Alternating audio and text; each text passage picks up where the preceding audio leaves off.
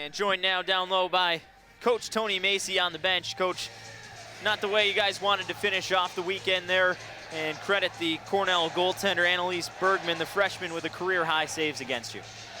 Yeah, no, she played really well. You know, tough to solve her today. We had a couple that I think bounced over our sticks where we might have been able to bang something home, but you know, they played well. They played a good road game and came out on top. The offensive pressure wasn't lackluster. 45 shots on goal and a number of grade A scoring opportunities, but the puck stays out of the net. When you look back at the difference between the two games, what made the difference here today? Well, I think, you know, we had 3 bad turnovers that ended up in the back of our net. You know, we pretty much gave them 3 goals there throughout that game, and I think that's what it came down to. And you can't do that against big teams and teams that can capitalize. So we just got to go back to the drawing board, put this one behind us, and move forward. Down the road, a 2-2 tie between Colgate and St. Lawrence keeps you guys in the hunt for the top seed, as you'll trail Colgate by 2 points coming out of the weekend here. Looking forward to the upcoming pair of weekends with 4 games left in the regular season. A tough road trip on the road next weekend at Quinnipiac and Princeton before returning home for the senior weekend. So when you regroup here towards the upcoming road trip, how important are those points going to be in trying to find a couple of big wins on the road and on a tough, long bus trip to get there? Yeah, you know, we just got to take it one game at a time, keep things simple.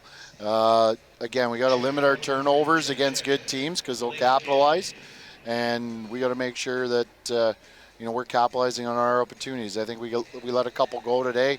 Weren't as crisp as we'd like to be, but again, we can just put this one behind us and move forward here.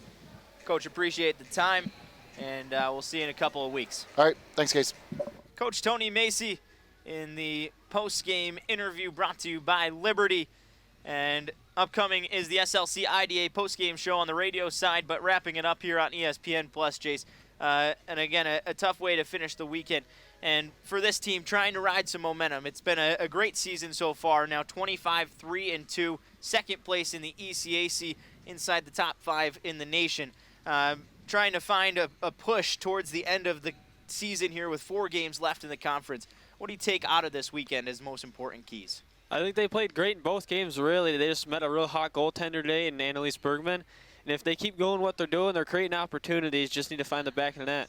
We'll roll the highlight tape on the way out here on ESPN Plus. A 3-0 lead for Cornell that they finish off. A second shutout for Annalise Bergman and a career-high 45 saves. That'll do it for us here on ESPN Plus. Again, stay tuned on the B99-3 side. Cornell able to top off a victory. The first goal from Caitlin Jockums. Then the top line capitalizing twice. Izzy Daniel early in the second period.